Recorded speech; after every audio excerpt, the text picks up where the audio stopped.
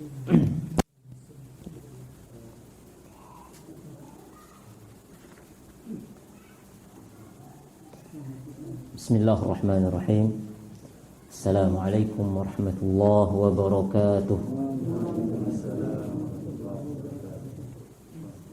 Alhamdulillah rabbil alamin.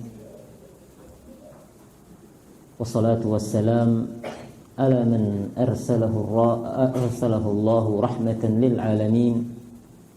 Habibina wa nabiyina Muhammadin wa ala alihi wa ashabihi wa man sara ala nahjihi ila yaumiddin. Jamaah yang dirahmati Allah Azza wa Jalla, alhamdulillah, marilah bersama kita memuji Allah Azza wa Jalla, bersyukur kepada Allah Subhanahu wa taala, serta beribadah hanya kepada Allah Azza wa Jalla, karena Allah satu-satunya Rabb kita yang menciptakan kita, maka dialah pula satu-satunya Rabb yang berhak untuk diibadahi. Allah Ta'ala berfirman dalam surat Al-Baqarah, Ya ayyuhan nasu u'budu rabbakumul ladzi khalaqakum walladzina min qablikum la'allakum tattaqun. Wahai sekalian manusia, wa'budu rabbakum, sembahlah Tuhan kalian, sembahlah, ibadahlah hanya kepada Tuhan kalian yang telah menciptakan kalian dan yang menciptakan orang-orang sebelum kalian. Itu kenapa kita hanya beribadah kepada Allah, karena dialah satu-satunya yang menciptakan kita. Oleh karena itu Nabi kita sallallahu alaihi wasallam tatkala ditanya ayyudz dzambi a'zam, ya Rasul sallallahu alaihi wasallam, dosa apa yang paling besar? Rasul mengatakan, an taj'ala lillahi nidda wa huwa khalaqak. Dosa yang paling besar adalah engkau membuat tandingan, engkau membuat sekutu bagi Allah, wa huwa khalaqak, padahal Allah saja yang menciptakan kalian. Maka kewajiban beribadah hanya kepada Allah adalah setinggi-tinggi kewajiban. Itulah kemudian yang disebut oleh para ulama dengan istilah tauhid, mengesahkan Allah di dalam beribadah kepada Allah Subhanahu wa taala. Berikutnya salawat berserta salam semoga senantiasa tercurah limpahkan kepada baginda Nabi besar kita Nabi Muhammad sallallahu alaihi wasallam, yang telah menunjukkan kepada kita jalan keselamatan, jalan kesuksesan, keamanan dan kebahagiaan di dunia dan di akhirat. Maka tidak ada kebahagiaan yang hakiki selain apa yang telah ditunjukkan oleh Rasulullah sallallahu alaihi wasallam, yaitu kebahagiaan sampainya kita kepada surga yang luasnya seperti langit dan bumi. Rasulullah sallallahu alaihi wasallam bersabda, "Ma baqiya syai'un yuqarribukum aw yuqarribu ilal jannati wa yuba'idu 'anil nar illa wa qad buyyina lakum." Yang artinya tidak ada tersisa suatu perkara, suatu urusan yang dimana urusan-urusan itu bisa mendekatkan kalian ke surga atau menjauhkan kalian dari neraka, melainkan semua perkara itu telah dijelaskan oleh Rasulullah sallallahu alaihi wasallam. Semua jalan menuju surga telah dijelaskan, sebagaimana semua jalan yang mengantarkan ke neraka juga telah diperingatkan. Maka agama kita ini salah satu di antara keistimewaan terbesarnya adalah bahwa agama kita adalah agama yang sempurna. Tidak ada kekurangan di dalamnya, tidak ada cacat di dalamnya. Semua syariatnya telah sempurna, telah lengkap. Segala yang dibutuhkan oleh hamba ini, oleh umat ini untuk bisa bahagia di dunia dan akhirat, maka semuanya telah ditunjukkan oleh agama yang mulia ini. Allah Ta'ala berfirman, Al-yawma akmaltu lakum wa atmamtu alaikum ni'mati wa raditu lakum al-islam madina. Hari ini, yaitu pada hari di saat Rasulullah SAW masih hidup, di saat hajjatul wada, haji Rasulullah SAW, Allah katakan, hari ini aku sempurnakan untuk kalian agama kalian, dan aku juga sempurnakan nikmatku untuk kalian, dan juga aku telah redha bahwa Islam sebagai agama kalian. Jamaah yang dirahmati Allah Azza wa Jal, mari kita lanjutkan kembali pengajian kita di dalam majlis ilmu yang kita cintai ini. Majlis ilmu yang di sini kita membaca ayat-ayat Allah Azza wa Jalla, membaca hadis-hadis Rasulullah sallallahu alaihi wasallam yang darinya kita berharap ilmu kita, pengetahuan kita tentang agama kita, tentang siapa Rabb kita, tentang siapa Nabi kita, tentang kewajiban-kewajiban kita terhadap Rabb kita semakin bertambah. Yang itu semua menjadi sarana untuk kita bisa lebih bertakwa kepada Allah Subhanahu wa taala. Maka oleh karena itu saya ingatkan kembali diri saya pribadi dan kita semua untuk kita terus menyemangati diri kita untuk konsisten di dalam kita mengkaji din yang mulia ini, dalam kita menuntut ilmu yang diperintahkan oleh Allah dan Rasulnya sallallahu alaihi wasallam. Talabul ilmi fariidatun ala kulli muslimin, bahwa menuntut ilmu itu hukumnya wajib bagi setiap muslim, laki ataupun perempuan. Para jamaah, bapak, ibu-ibu yang dirahmati Allah Azza wa Jalla, kita masih dalam pembahasan besar, yaitu masalah arkanu al-iman, dalam pembahasan tentang rukun-rukun iman. Dan kita telah sampai pada rukun yang keberapa? Kelima. Masih di 4. Kita masih di 4, yaitu iman kepada Rasul. InsyaAllah kita akan kelarkan iman kepada Rasul, baru kita akan masuk pada iman yang kelima, yaitu iman kepada hari akhir. Jamaah yang dirahmati Allah Azza wa Jalla, Rasul atau iman kepada Rasul adalah salah satu di antara 6 dari rukun-rukun iman yang wajib untuk kita sama-sama yakini, untuk kita percayai dan tidak boleh kita ragukan. Siapa Rasul itu, bagaimana mereka, dan bagaimana cara beriman kepada para Rasul, ini yang akan menjadi pembahasan kita. Pada pertemuan yang lalu telah kita sampaikan siapa Rasul. Kemudian Rasul yang pertama siapa, Rasul yang terakhir siapa. Rasul yang pertama adalah Nabi Nuh, dan Rasul yang terakhir adalah Nabi Muhammad sallallahu alaihi wasallam. Rasul dan Nabi yang terakhir adalah Nabi Muhammad sallallahu alaihi wasallam. Baik, kita lanjutkan. Walam takhlu ummatun min rasulin yab'athuhu Allah ta'ala bi syari'atin mustaqillatin ila qaumihi aw nabiyyin yuha ilaihi bi syari'ati man qablahu liyujaddidaha. Seluruh umat mesti telah ada bagi mereka Rasul yang diutus kepada mereka. Setiap kaum, setiap umat, yang dimana Rasul-Rasul itu membawa syariat mereka masing-masing, atau diutus kepada mereka Nabi, yang dimana Nabi ini mendapatkan wahyu dengan syariat Rasul sebelumnya, dalam rangka untuk menyegarkan kembali agama tersebut di tengah-tengah manusia. Allah Ta'ala berfirman, وَلَقَدْ بَعَثْنَا فِي كُلِّ أُمَّةٍ رَسُولًا أَنِ اعْبُدُوا اللَّهَ وَاجْتَنِبُوا الطَّاغُوتَ, yang artinya, dan sungguh kami telah mengutus fi kulli ummatin, kepada setiap umat, rasula, seorang rasul, ani'budullah, agar mereka para umat itu beribadah hanya kepada Allah, wajtanibut taghut, dan mereka menjauhi yang namanya taghut. Surat An-Nahl ayat 36.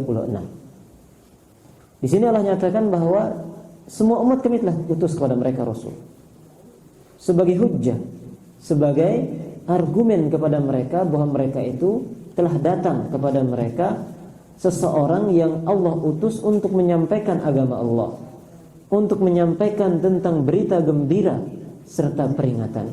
Berita gembira bagi yang mau mengikuti mentaati Rasul tersebut, serta peringatan terhadap mereka yang berpaling dari ajakan dan seruan itu. Jadi semua para rasul itu dia. Mereka datang untuk menyampaikan berita gembira bagi mereka yang taat. Sebaliknya peringatan yang keras tentang ancaman yang sangat pedih bagi mereka yang berpaling dan menentang apa yang dibawa oleh para rasul. Ini kandungan pertama dari ayat ini, bahwa semua umat telah Allah utus kepada mereka rasul. Ani'budullah, tujuannya apa? Agar manusia beribadah hanya kepada Allah. Jadi setiap rasul yang diutus oleh Allah, misi utama yang mereka bawa, tanpa melihat rasul pertama, kedua, ketiga dan terakhir, semuanya punya misi utama, ani'budullaha wajtanibut taghut, yaitu agar menjadikan manusia ini, mengajak manusia ini untuk bisa hanya beribadah kepada Allah, wajtanibu at-taghut, dan menjauhi yang namanya taghut. Taghut itu sesembahan selain Allah. Wa in min ummatin illa khala fiha nadhir. Dalam surat Fatir ayat 24 Allah juga tegaskan makna yang sama. Wa in min ummatin, tidaklah suatu umat illa khala fiha nadhir, melainkan telah datang kepada mereka sang pemberi peringatan. Maksudnya adalah rasul. Termasuk kepada kita, telah datang kepada kita seorang rasul. Siapa rasul itu?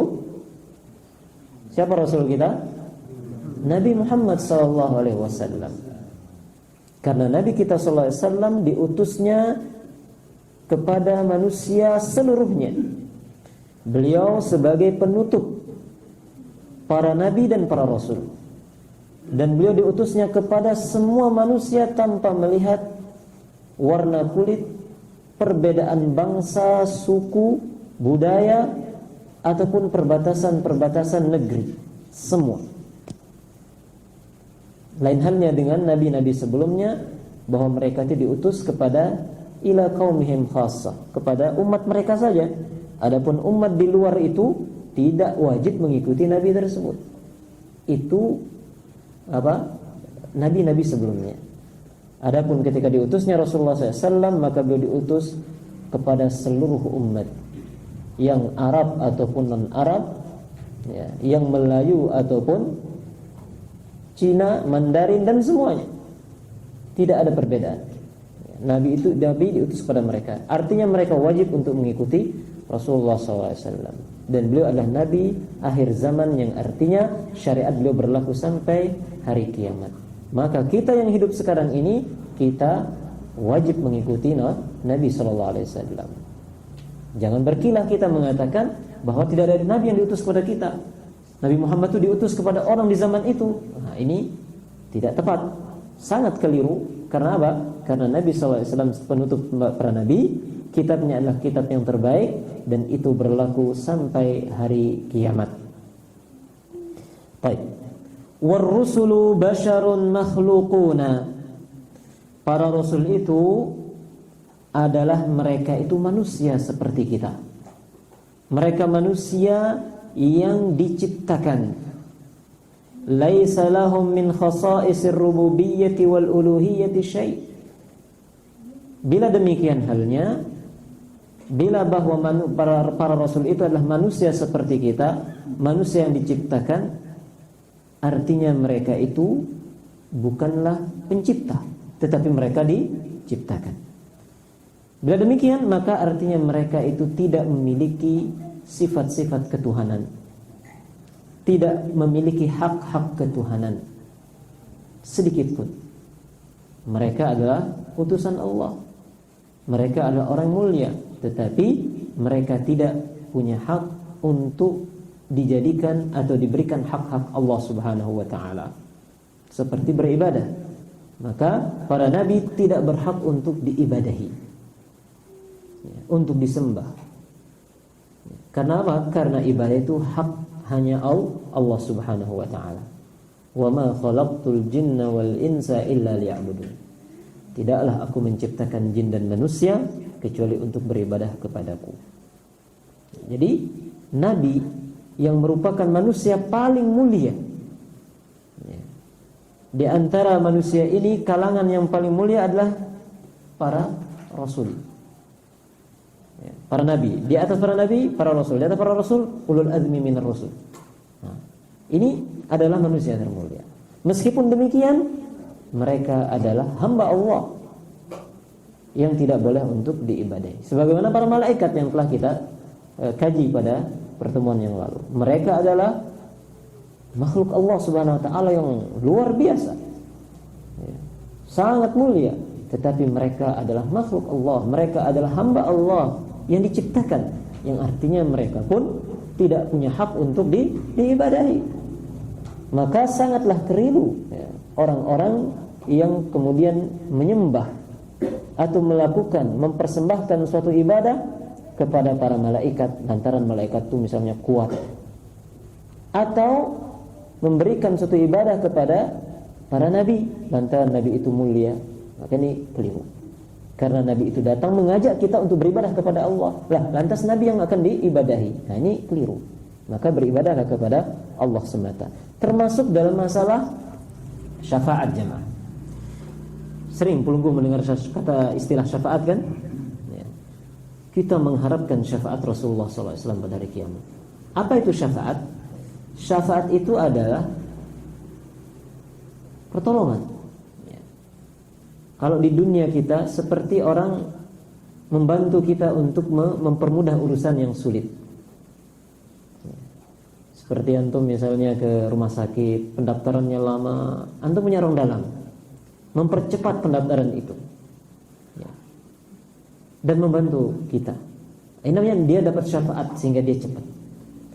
Ya, birokrasinya sulit, dia ada kenalan, dia ada orang yang bisa dia hubungi, maka dipercepat. Nah, ini namanya syafaat secara dunia. Di akhirat juga demikian. Ada istilah syafaat yang dimana Allah Subhanahu Wa Taala akan memberikan mandat kepada beberapa di antara hambanya bahwa mereka boleh memberikan syafaat. Salah satunya yang paling mulia tentunya adalah syafaatnya Rasul Nabi kita Muhammad SAW. Jadi nanti akan ada syafaat Nabi yang akan diberikan kepada umatnya. Di antara bentuknya apa? Di antara bentuknya adalah umat yang masuk surga, harusnya masuk surga, cuman kelamaan dipercepat oleh syafaat. Umat yang sudah masuk ke dalam surga tapi levelnya agak bawah, dibuat menjadi tingkat tinggi dengan syafaat. Termasuk yang di dalam neraka, dibuat dia keluar dari neraka atau diringankan hukuman dari neraka dengan adanya syafaat. Dan itu hak, itu adalah sesuatu yang benar, ya, yang akan kita dapatkan. Nah, permasalahannya adalah sebagian orang ketika tahu bahwa Nabi SAW akan memberikan syafaat, maka lantas mereka memohon syafaat itu dari Nabi. Sementara memohon seperti ini termasuk dalam doa. Maka berdoa itu ibadah dan doa itu hanya milik Allah. Sebagaimana syafaat juga adalah milik Allah. Semua syafaat itu milik Allah. Walillahi syafa'atu jami'an. Allah Ta'ala berfirman bahwa semua syafaat itu hanyalah milik Allah.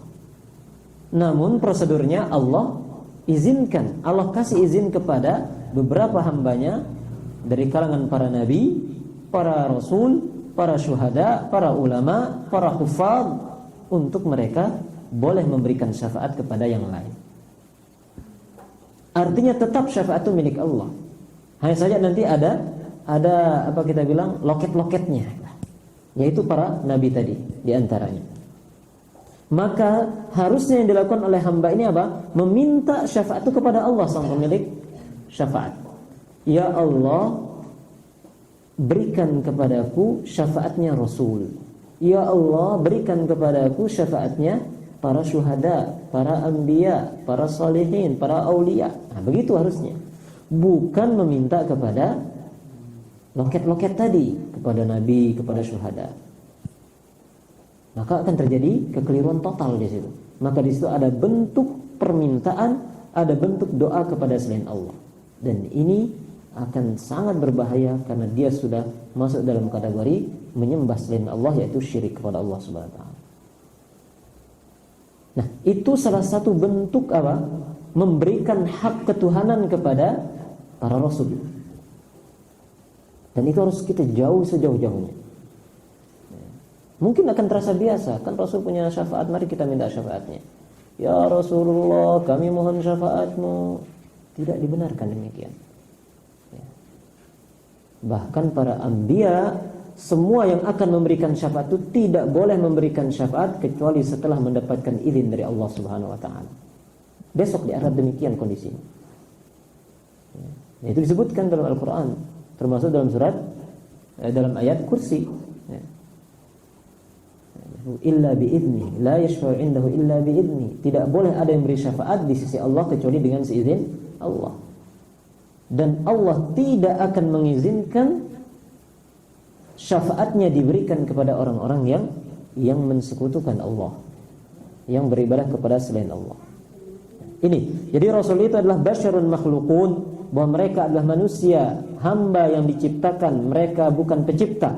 Oleh karena itu, mereka para anbiya, beliau-beliau para anbiya tidak berhak untuk mendapatkan ibadah dari kita, untuk disembah maksudnya. Ya, sedikit pun, apapun bentuknya. Ya, tidak boleh menyembah para anbiya. Allah Subhanahu wa taala menyebutkan tentang karakter para anbiya, bahwa mereka itu adalah manusia biasa. Allah taala berfirman, bahkan Allah mengabarkan kita tentang nabi dan rasul yang paling mulia. Begini dia itu, begini beliau itu.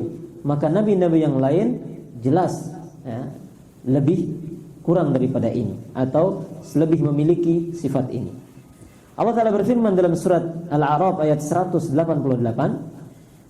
Qul la amliku li nafsi naf'an wa la darran illa ma sya'allah. Yang artinya, katakan wahai Muhammad, sampaikan kepada manusia apa? Bahwa aku tidak memiliki, tidak menguasai, tidak mampu untuk memberikan kepada diriku sendiri kemanfaatan atau kemudaratan. Jadi Nabi menyatakan, diperintahkan Allah, nyatakan kepada manusia wahai Muhammad bahwa dirimu ini tidak punya kuasa untuk memberikan manfaat ataupun mudarat untuk dirimu sendiri, apalagi untuk orang lain. Illa masya Allah, kecuali yang Allah kehendaki. Itu kan sifat manusia, bahwa kita ini nggak punya kuasa pada diri kita. Kita nggak tahu apakah nanti kita akan mendapatkan, apakah semua kebaikan akan bisa kita peroleh, dan semua hal yang kita tidak sukai akan bisa kita hindari. Kita nggak punya kuasa. Semuanya kehendak Allah Subhanahu wa taala. Ketika kita akan berperang, apa berani kita menjamin bahwa saya akan masuk ke dalam perang dan keluar dari perang dalam keadaan aman-aman saja, tidak terluka sedikit pun? Nggak ada yang menjamin. Sebagaimana kalau kita ingin memberikan mudarat kepada orang lain, apa kita jamin kita akan sanggup memberikannya? Membuat orang itu celaka? Tidak ada jaminan. Dan ini yang dinyatakan oleh Allah SWT. Nyatakan wahai Muhammad, sampaikan kepada manusia bahwa engkau ini tidak mampu untuk memberikan mudarat, untuk memberikan manfaat kepada dirimu sendiri ataupun mudarat. Illa masya Allah, kecuali seizin Allah, kecuali apa yang Allah kehendaki. Itu yang akan terjadi. Maka oleh karena itu, ketika Rasulullah SAW berperang dan beliau kena, maka beliau luka. Beliau cedera, berdarah-darah. Ketika beliau dilempar oleh batu, yang terjadi apa? Beliau pun luka, bercucuran darah. Itu menunjukkan bahwa Rasulullah itu adalah manusia seperti kita. Beliau bukanlah manusia yang memiliki kulit robot misalnya, atau memiliki kulit besi. Tidak, tetapi beliau adalah seperti kita. La amliku li nafsi naf'an wala dharra. Dan bukankah kita semua seperti itu? Bila kita melakukan sesuatu dalam perjalanan, siapa yang menjamin kita akan aman-aman saja? Sebagaimana siapa yang menjamin kita bahwa dia akan sanggup memberikan mudarat? Tidak ada. Hanya Allah Subhanahu wa taala. Yang terjadi hanyalah kehendak Allah Subhanahu wa taala. Kemudian Allah katakan, "Walau kuntu a'lamul ghaiba lastakthartu minal khairi wa ma massani yasu." Lanjut wahai Muhammad, katakan, andaikan aku tahu perkara gaib, maka aku akan perbanyak kebaikan dan aku tidak akan ditimpa oleh musibah, tidak ditimpa oleh keburukan. Itu Rasulullah sampaikan kepada manusia dalam Al-Quran surat Al-A'raf. Walau kuntu a'lamul ghaib, andaikan aku ini, yaitu Rasul sallallahu alaihi wasallam, tahu tentang urusan gaib, maka yang akan terjadi apa? Bahwa saya akan perbanyak kebaikan. Saya akan kumpulkan kebaikan sebanyak-banyaknya. Bukankah begitu? Kalau kita tahu yang gaib misalnya, maka tentu kita akan mendapatkan hal yang terbaik. Kalau kita tahu misalnya bahwa usaha yang akan saya lakukan ini untung, ya saya akan bekerja banyak untuk mengumpulkan keuntungan. Tapi kan terkadang kita nggak tahu ini akan sukses apa enggak. Coba dulu sedikit. Oh ternyata sukses. Wah kenapa enggak banyak? Kita enggak tahu perkara gaib. Rasulullah SAW juga demikian. Kata beliau, seandainya aku tahu perkara gaib, aku akan perbanyak kebaikan. Dan itu nama wa ma massani yasu, dan aku tidak akan tersentuh oleh yang namanya keburukan, oleh yang namanya musibah. Kalau tahu bahwa saya jalan di sini akan jatuh misalnya, nggak bakal jalan di situ. Kalau tahu keluar sarangnya akan nabrak misalnya, nggak bakalan keluar. Begitu kan? Kalau tahu buka toko hari ini bakal rugi, nggak buka Ustaz. Nggak ada yang belanja, percuma. Ya sudah tutup aja. Kapan adanya? Oh jadwal untungnya besok. Tahu perkara gaib, besok bukanya. Kan begitu. Tapi kan ini perkara gaib. Apa yang belum terjadi itu perkara gaib. Dan seandainya beliau tahu, beliau mengatakan saya akan perbanyak kebaikan dan tidak ada keburukan yang akan menimpa saya. Siapa yang mau memilih mendapatkan keburukan? Nggak ada. Siapa yang mau memilih pesawatnya jatuh? Coba nggak ada. Tapi yang terjadi apa? Ceria, semuanya bahagia naik pesawat dengan harapan yang bawa nyampe ketemu keluarga, ternyata Allah takdirkan lain. Gak ada yang tahu. Musibah. Nah, gitu. Nah, ini para nabi. Ya. In ana illa nadhirun wa basyirun liqaumin yu'minun. Aku ini hanyalah seorang pemberi peringatan, seorang yang juga memberikan berita gembira bagi umat, bagi kaum yang beriman. Nah, itu Nabi kita sallallahu alaihi wasallam. Beliau tidak mampu untuk mendatangkan keselamatan untuk diri beliau, atau tidak juga untuk memberikan mudarat kepada diri beliau sendiri. Kemudian beliau juga tidak tahu perkara gaib. Dari ayat ini pula kita mendapatkan sebuah pelajaran besar jamaah, yang mungkin ini sering jamaah temukan, baik yang sudah atau mungkin akan bertemu nanti. Apa itu? Adanya orang-orang yang mengaku, mengklaim dirinya tahu urusan gaib. Ini seperti orang yang tahu apa yang terjadi besok. Anda besok jangan keluar, ini bakal kurang bagus ini kalau keluar besok. Wah, gitu kan. Atau dengan melihat senyum Anda atau garis tangan Anda, dia tahu, oh Anda ini bakal calon orang kaya, atau Anda akan mendapatkan jodoh begini dan seterusnya.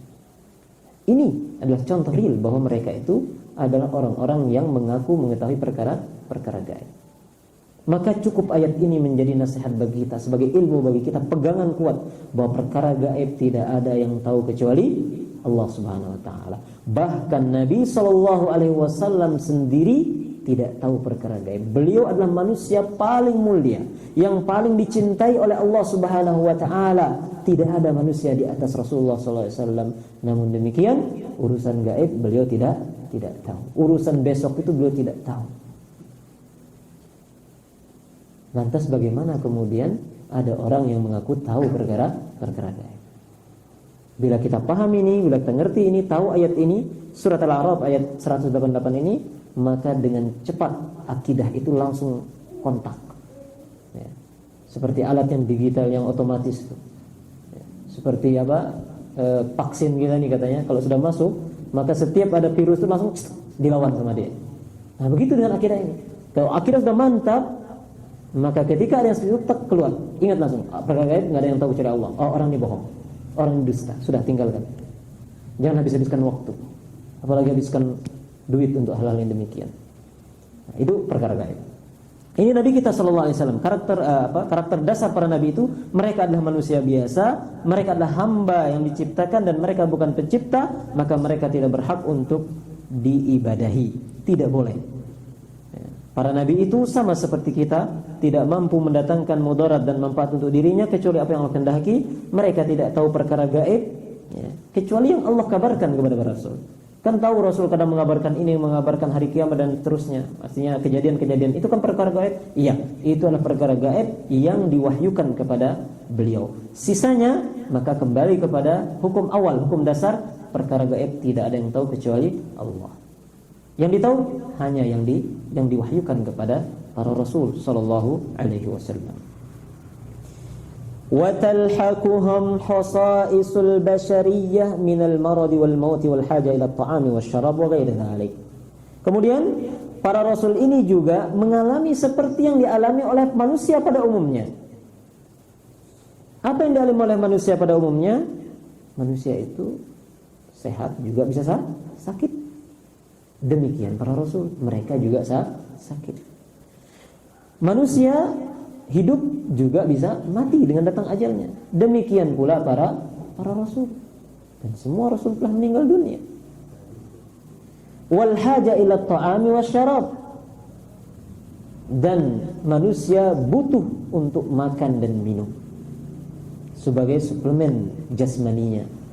Bila tanpa makan dan minum itu, maka mereka bisa sakit, bahkan bisa mati. Demikian pula para Rasul, mereka butuh kepada makan dan minum.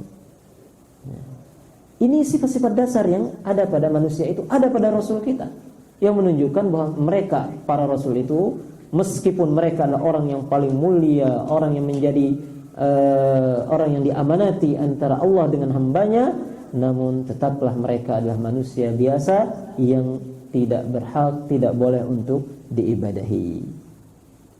Bahkan Rasul kita sakitnya seperti kita.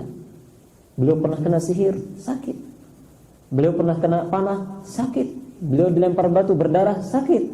Bahkan ketika beliau akan meninggal dunia, ada sakit-sakit yang sebagai muqaddimah kematian beliau. Dan beliau sangat berat merasakan sakit itu. Sampai-sampai anak beliau sangat lelah melihat bapaknya, yaitu Fatimah, menyaksikan bagaimana Rasulullah SAW merasakan sakit ketika akan meninggal dunia itu. Beliau juga meninggal. Para nabi meninggal dunia. Tidak ada para nabi yang kekal. Semuanya meninggal dunia. Kebutuhan kepada makan juga demikian. Sampai-sampai Nabi SAW ketika tidak ada makanan, maka beliau meletakkan batu di pinggang beliau dan diikat. Tujuannya apa? Tujuannya agar kekosongan lambung itu tidak ternganga begitu. Maka dia diperkecil oleh batu tersebut. Gimana itu? Apakah itu bermanfaat? Gimana menurut ilmu kedokteran? Kalau kita lapar, kita tekan perut kita itu, supaya tidak terlalu berat. Dan itu yang dilakukan oleh Rasulullah dan para sahabat. Ketika ada yang datang kepada Rasulullah melaporkan bahwa mereka itu lapar sampai meletakkan batu, maka Rasulullah keluarkan 2 batu. Saya lebih. Begitu Nabi sallallahu alaihi wasallam. Untuk menjaga rasa lapar itu. Dan hal-hal itu dialami oleh para nabi. Bahkan di antara nabi ada yang kematiannya karena dibunuh oleh kaumnya. Itu menunjukkan bahwa mereka para nabi adalah manusia biasa. Rasulullah SAW bersabda, "Innama ana basyarun mithlukum." Saya ini hanyalah manusia biasa seperti kalian. Ansa kama tansaun. Saya bisa lupa seperti bagaimana kalian juga lupa. Fa idza nasitu fadzakkiruni. Bila aku lupa maka ingatkan aku. Itu kata Rasul, dan hadis sahih riwayat Imam Bukhari dan Imam Muslim. Rasul mengatakan, aku ini manusia biasa. Aku bisa lupa seperti kalian juga demikian. Jadi kalau saya lupa nantinya, maka ingatkan saya. Ya. Jadi para sahabat itu menyangka bahwa Rasul nggak mungkin lupa. Maka ketika sholat itu lupa Rasulullah SAW, mereka ragu-ragu. Ini Rasulullah nih ada wahyu baru kayaknya. Kok sholat yang 4 rakaat jadi 2 ini? Rasulullah duduk. Enggak tenang hati beliau. Kemudian salah seorang bertanya, ya Rasulullah, aku siratis salatu amnesit. Apakah salat zuhur ini atau salat asar, salah satu di antaranya waktu itu disebutkan, apakah salat zuhur ini dikosor, dijadikan 2, ataukah engkau lupa ya Rasulullah? Rasulullah heran mendengar pertanyaan, kenapa memang? Shallaita rak'atain. Engkau tadi barusan salat 2 rakaat. Kaget Rasul. Rasul memastikan para sahabat yang lain yang lagi nunggu, apa betul yang dikatakan oleh fulan bahwa saya salat 2 rakaat? Maka mereka pun mengangguk. Dan sebelumnya beliau mengatakan salat ini tidak dikosor dan saya juga tidak lupa. Nah, ketika Rasul menjawab salat tidak dikosor dan saya tidak lupa, maka sahabat yakin, oh berarti Anda lupa. Kalau memang salat tidak dikosor, berarti pilihan kedua yang sudah pasti, bahwa engkau lupa. Maka Rasul pun kemudian menanyakan kepada sahabat yang lain, apa betul tadi saya salat 2 rakaat? Maka mereka mengatakan iya. Maka kemudian beliau melanjutkan atau menggenapkan salat yang 4 rakaat itu. Nah, ini kemudian Rasul mengatakan apa? Ana basyarun mithlukum. Innama ana basyarun mithlukum. Bahwa saya ini manusia biasa seperti kalian. Saya bisa lupa sebagaimana kalian lupa. Kalau saya lupa maka ingatkan. Kemudian Allah Subhanahu wa taala wasafahum bil ubudiyyah lahu fi ala maqamatihim. Allah Subhanahu wa taala telah menyebutkan sifat tentang para nabi ini, para rasul ini, bahwa mereka itulah hamba. Hamba. Kalau bahasa Indonesianya apa hamba? Budak. Itu sebenarnya bahasa kasarnya kita bilang. Makanya para budak zaman dulu disebut abd. Abdun, ya. Secara bahasa Arabnya artinya apa? Budak, budak sahaya. Dan kita ini semuanya adalah abdun, ibadun lillah. Kita inilah hamba Allah. Kita inilah budaknya Allah Subhanahu wa taala. Dan termasuk di situ adalah para nabi, termasuk dari hamba-hamba Allah Subhanahu wa taala.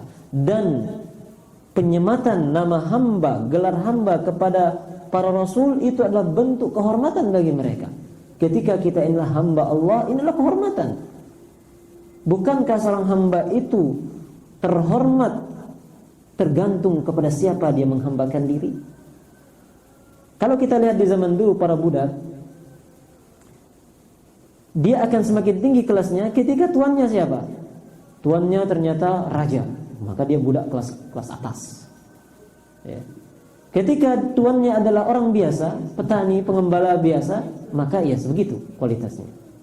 Demikian pula ketika kita ini menghambakan diri hanya kepada Allah, Rabbul Izzati wal Jalal, ya. Allah yang maha perkasa, yang maha agung, yang segala-galanya, yang maha segala-galanya, maka kita pun mulia karena kita sebagai hamba yang paling mulia. Dan sangat hina apabila kita ini menjadi hamba bagi makhluk yang hina, menjadikan diri hamba kepada batu, kepada hewan, atau kepada sesama manusia.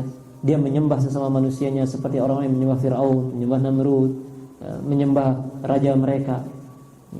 Orang Persia dulu menjadikan raja mereka sebagai Tuhan, orang Persia. Atau menyembah kepada benda, menyembah kepada hewan. Maka dia adalah hamba bagi hewan itu. Maka dia hina sebagaimana hinanya hewan itu. Bahkan dia lebih hina daripada yang dia sembah. Kenapa? Karena dia menjadi hamba dari yang dia sembah. Ketika ada orang menyembah sapi, ada perbandingan antara manusia dengan sapi, mana yang lebih terhormat? Kan sebenarnya nggak ada perbandingan. Kalau jawaban jelas manusia, ya jelas, tapi nggak nyocok membandingkan manusia lebih mulia dari sapi gitu kan? Secara bahasanya. Kata orang Arab itu apa? Inna sayfa yanqusu qadrahu idza qila inna sayfa amdha minal asa. Artinya apa? Bahwa pedang itu akan berkurang nilainya ketika ada orang mengatakan pedang itu lebih tajam dari batu, pedang lebih tajam dari kerikil. Kalau ada orang bilang ini, kan kalimatnya benar, tetapi karena membandingkan sesuatu yang nggak ada bandingannya, jadi berkurang gitu loh. Dibilang pedang lebih tajam dari kerikil. Ya benar, tapi kan nggak nyocok membandingkan pedang dengan kerikil. Kalau pedang ini lebih tajam dari pisau, bagus. Pedang ini lebih tajam dari samurai misalnya, lebih bagus lagi. Demikian manusia, mau dibandingkan dengan saya nggak nyocok. Nah, kalau dibandingkan si A dengan si B, oh ini lebih keren, wajar. Tapi membandingkan manusia dengan hewan, tidak cocok. Tetapi demikian, ya, tetap saja ada orang yang menyembah hewan. Maka kualitasnya sama seperti itu.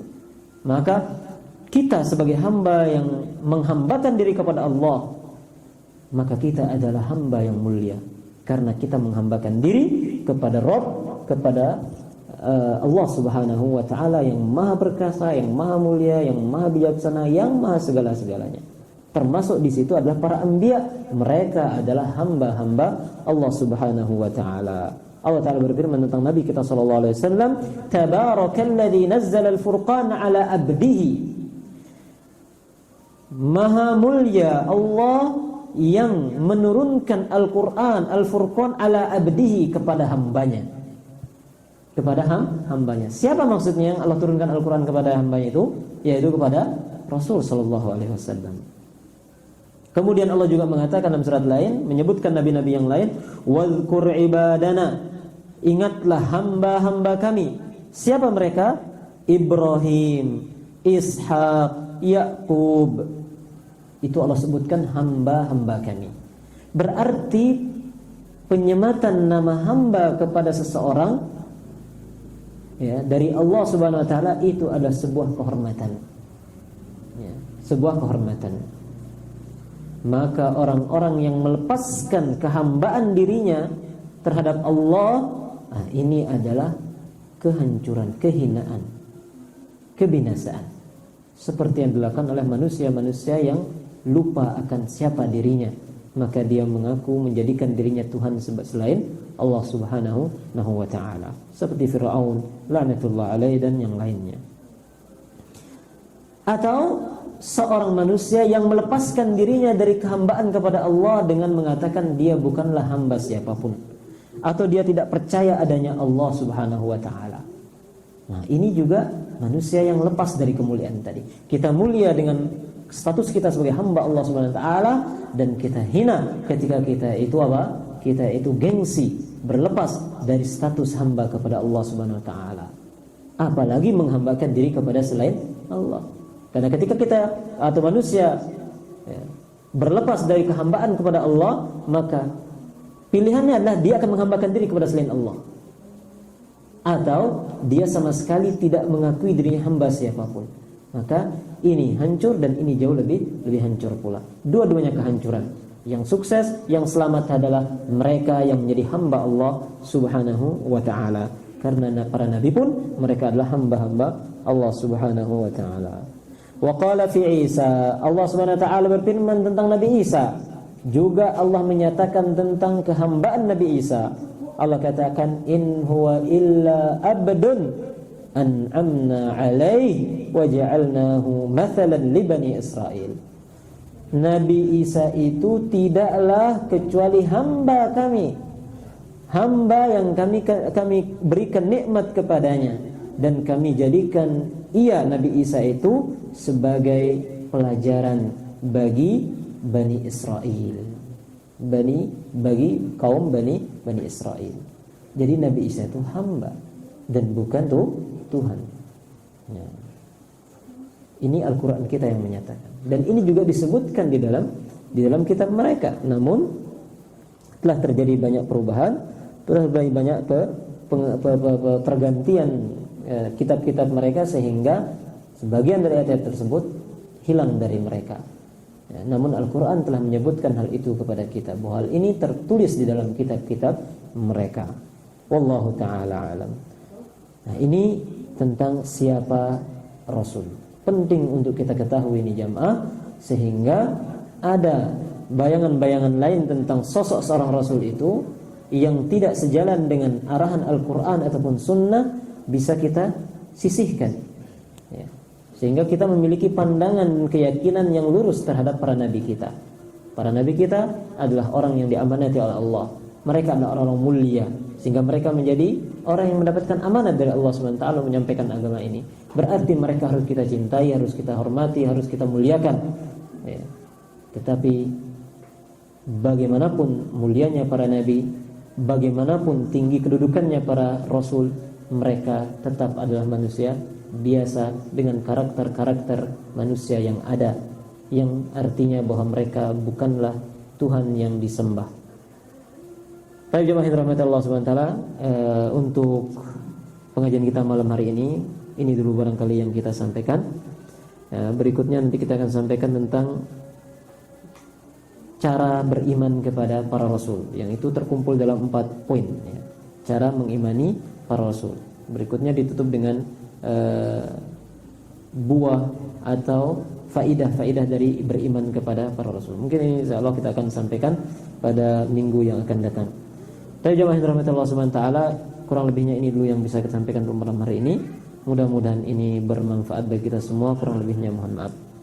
Seperti biasa, sisa waktu sebelum kita azan, kita jadikan waktu untuk kita diskusi. Bila ada hal yang kurang jelas atau perlu didiskusikan, maka waktu ini kita siapkan untuk diskusi. Wallahu a'lam.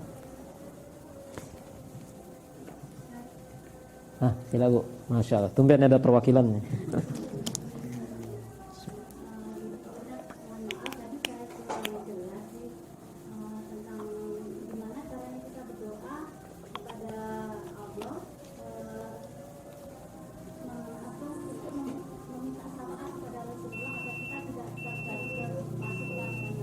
Baik.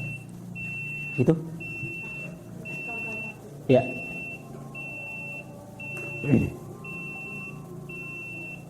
Lama ini? Baik, bagaimana cara kita meminta syafaatnya Rasul agar tidak jatuh dalam kesyirikan? Jadi, seperti yang kita jelaskan tadi bahwa syafaat itu milik Allah. Ketika kita meminta syafaat sama artinya seperti kita berdoa yang lain. Ya Allah, selamatkan saya, ya Allah, ampuni dosa saya. Demikian pula syafaat. Itu milik Allah, yang artinya kita meminta kepada Allah. Namun syafaat ini jenisnya bahwa ia akan Allah berikan izin kepada hamba-hambanya yang tertentu, bahwa mereka nanti akan boleh memberikan syafaat. Kalau kita ambil secara kehidupan kita, ya, bahwa misalnya seorang presiden, ya, atau seorang gubernur, yang dimana gubernur ini memberikan izin kepada beberapa stafnya, Anda boleh masukkan yang anda setujui. Anda boleh membantu yang Anda ingin bantu. Nah, maka orang-orang ini boleh membantu, memiliki hak untuk staf-staf ini boleh membantu orang yang dia bantu. Boleh dia izinkan masuk bagi orang yang dia izinkan untuk bertemu dengan bupati atau gubernur misalnya. Nah, Allah Subhanahu wa taala adalah pemilik semua syafaat. Dan Allah telah tentukan dari hamba-hambanya ini orang-orang yang akan saya izinkan memberikan syafaat. Maka kita sebagai hamba Allah, sebagai umat, mengharapkan syafaat itu karena kita butuh pada syafaat. Maka kita pun memohon agar kita diberikan syafaat itu. Caranya bagaimana? Cara yang sahih adalah dengan kita memohon langsung kepada Allah. Ya Allah, berikan aku syafaatmu. Ya Allah, berikan aku syafaat nabimu. Ya Allah, berikan aku syafaatnya para ulama, para syuhada. Ini yang benar. Yang keliru apa? Yang keliru adalah tatkala mereka tahu bahwa para nabi memberi syafaat, para ulama memberi syafaat, lantas mereka mengatakan, kami memohon syafaatmu ya Rasul, kami mohon syafaatmu wahai para syuhada, para wali, ya, para kiai, para guru, kami mohon syafaat kalian. Kayaknya sudah pada meninggal semua. Rasul jelas sudah pada meninggal.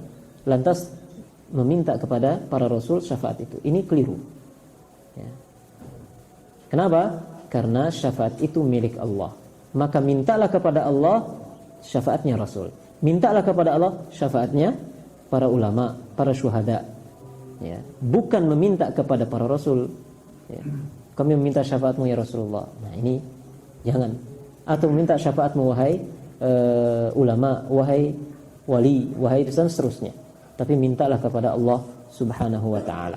Bahkan di akhirat kelak ketika Rasulullah sallallahu alaihi wasallam akan memberikan syafaat untuk masuknya orang ke surga, beliau tidak langsung mengatakan menggedor pintu surga, "Buka, umat saya mau masuk." Enggak. Beliau sujud di depan surga itu. Kemudian sampai Allah memerintahkan kepada Rasulullah, bangun, is'al tu'ta wa syafi' tusyaffa. Bangun wahai Muhammad, minta maka engkau akan dikabulkan. Silahkan kau berikan syafaat, engkau akan diizinkan untuk memberi syafaat. Begitu Bu ya, jadi syafaat itu memang akan diberikan oleh beberapa di antara hamba Allah, di antaranya para rasul. Namun semuanya itu dengan seizin Allah. Maka kita memintanya kepada Allah, bukan meminta kepada rasul, kepada ulama atau kepada wali. Wallahu a'lam. Silakan Rami. Jadi untuk memperoleh syafaat dari Rasulullah Nabi SAW, bagaimana caranya? Soalnya sudah kita tahu sendiri bahwa Rasulullah itu adalah manusia biasa. Tetapi apakah salah kalau kita niatkan beliau sebagai perantara kita untuk menuju Allah, sebagai pembimbing kita untuk menuju Allah? Sebagaimana kita tahu beliau juga dulu bisa menuju Allah melalui Jibril. Sampai-sampai kehebatan beliau itu menuju Allah, Jibril pun tidak sanggup. Katanya sampai sayapnya terbakar. Nah, apakah salah? Hanya sekedar niat beliau itu sebagai perantara, sebagai pembimbing kita menuju Allah. Apakah itu tidak syirik kita melakukan ibadah itu? Karena tadi kita sepakati bahwa Muhammad itu adalah manusia biasa yang tidak boleh kita ibadahnya. Apakah sekedar niat aja kita salah? Baik. Terima kasih. Menambahkan pertanyaan Oke. Fadhil, silakan. Karena bagaimana caranya itu, saya pernah mendengar bahwa dengan kita merutinkan bersolawat itu kita bisa mengharapkan bahwa nanti bisa mendapat syafaat dari Muhammad. Nah, apakah dengan begitu kita solawat terus kita berharap, apakah itu termasuk yang bagaimana gitu? Apakah lebih baik kita langsung memohon atau ada harapan dengan bersolawat kita mendapat syafaat, atau bagaimana pandangan seperti itu? Baik, Masya Allah. Hidup pengajian kita ini malam ini. Baik, alhamdulillah. Pertama, kita bagaimana cara kita mendapatkan syafaat Rasul? Tentu ada kiat-kiatnya. Salah satunya adalah dengan kita banyak solawat. Nah, itu salah satu kiat untuk mendapatkan syafaat Rasulullah SAW. Dan itu tidak ada masalah, karena kita menempuh cara yang ditunjukkan oleh Rasul untuk memperoleh syafaat beliau. Itu pertama, tentang masalah salat. Maka perbanyaklah salawat pada Rasul, terutama pada hari atau malam Jumat. Adapun kemudian, dan ada cara-cara lain tentunya yang dianjurkan oleh Rasulullah SAW untuk mendapatkan syafaat beliau. Ya, selain memperbanyak salawat, juga adalah dengan kita bertauhid kepada Allah Subhanahu Wa Taala. Makanya ketika ditanya Rasulullah SAW oleh Abu Hurairah, "Man as'adun nas bi syafa'atika ya Rasulullah yaumil qiyamah?" Ya Rasulullah, siapa orang yang paling beruntung mendapatkan syafaatmu di hari kiamat? Rasul sebelum menjawab menyampaikan ungkapan kagum beliau kepada pertanyaan ini. Saya sudah perkirakan bahwa tidak ada yang bertanya kecuali engkau wahai Abu Hurairah tentang masalah ini, karena engkau adalah yang paling semangat bertanya. Kemudian beliau menjawab apa? Bahwa orang yang akan bahagia mendapatkan syafaatku pada hari kiamat adalah man qala la ilaha illallah khalisan min qalbihi. Orang-orang yang mengucapkan la ilaha illallah yang murni dari hatinya. Ya. Yang maksudnya di situ adalah mewujudkan tauhid kepada Allah, yaitu dia mewujudkan makna daripada la ilaha illallah. Adapun apa yang disampaikan oleh Mami, perantara, maka perlu untuk kita perinci.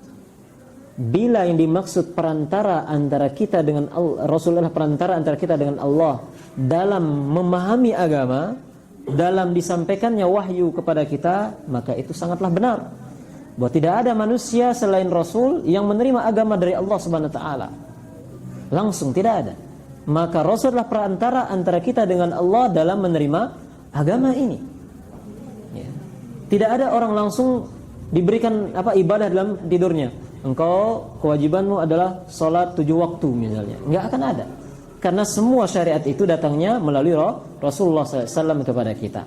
Atau kepada mimpi salah seorang, kemudian mimpi ini dilaporkan kepada Rasul, maka Rasul pun merekomendasikan mimpi tersebut. Maka dia kualitasnya sama seperti syariat yang dianjurkan oleh Rasulullah SAW. Selepas peninggalannya Rasul, maka tidak ada lagi syariat, tidak lagi wahyu yang menyamperi kita, ya, karena selesai sudah. Nah, itu. Jadi kalau perantara dari segi ini, maka itu hak. Maka Rasul adalah perantara kita.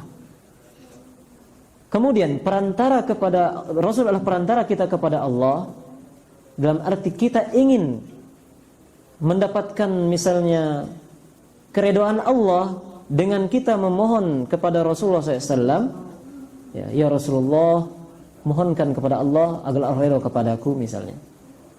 Nah, kan kita jadikan perantara. Nah, ini yang tidak dibenarkan oleh para ulama. Karena sekarang tugas Rasul sudah selesai. Ketika beliau meninggal dunia, maka tidak ada lagi tugas perantara antara kita dengan Allah. Ya. Tetapi manusia itu langsung dengan Allah Subhanahu Wa Taala. Bahkan di zaman Rasul pun manusia langsung kepada Allah. Hanya saja beberapa tawassul itu dilakukan oleh para sahabat dengan datang kepada Rasul SAW, misalnya ketika kering, ya Rasulullah, kering kerontang semua, hewan-hewan tidak ada yang dimakan, maka mohonkanlah hujan. Nah, maka Rasulullah pun kemudian berdoa minta hujan. Ya. Begitu yang terjadi. Ketika Rasulullah meninggal dunia, maka tidak ada sahabat yang menjadikan Rasulullah sebagai perantara lagi. Tidak dalam meminta doa, apalagi untuk menjadikan Rasul sebagai perantara untuk meminta sesuatu kepada Allah Subhanahu Wa Taala. Ya, jadi konteks perantara itu ada perantara yang sahih, yang wajib kita imani, yaitu perantara antara kita dengan Allah, Rasul yang menyampaikan wahyu, yang mendapatkan wahyu kemudian disampaikan kepada kita. Maka itu hak. Namun apabila kemudian perantara dari segi permohonan peribadatan, maka di sini tidak ada unsur perantara. Maka hamba-hamba itu beribadah langsung kepada Allah, memohon langsung kepada Allah Subhanahu wa Ta'ala. Karena ketika Rasul meninggal dunia, umat Islam pun masih membutuhkan hujan saat itu. Terjadi musim kering. Apa yang dilakukan oleh para sahabat? Mereka mendatangi Abbas, pamannya Rasulullah SAW. Kemudian Abbas dimintai doa, maka Abbas pun berdoa. Dan mereka tidak datang kepada Rasulullah, ya Rasulullah, yang di dalam makamnya, mintakan kepada hujan. Enggak ada yang terjadi yang dilakukan oleh para sahabat demikian. Kenapa? Karena sudah selesai. Ya. Sudah selesai Rasulullah SAW di dunia. Kini kita dengan orang yang masih hidup. Jadi meminta sesama hidup perantara dalam doa itu dibolehkan. Tapi ketika itu berhubungan dengan meninggal dunia, maka itu tidak lagi. Kalau seandainya itu memang benar, maka tentu para sahabat Umar bin Khattab, Abu Bakar akan sangat menjadi orang terdepan dalam masalah ini meminta melalui Rasul, tapi tidak dilakukan. Wallahu a'lam. Demikian nih.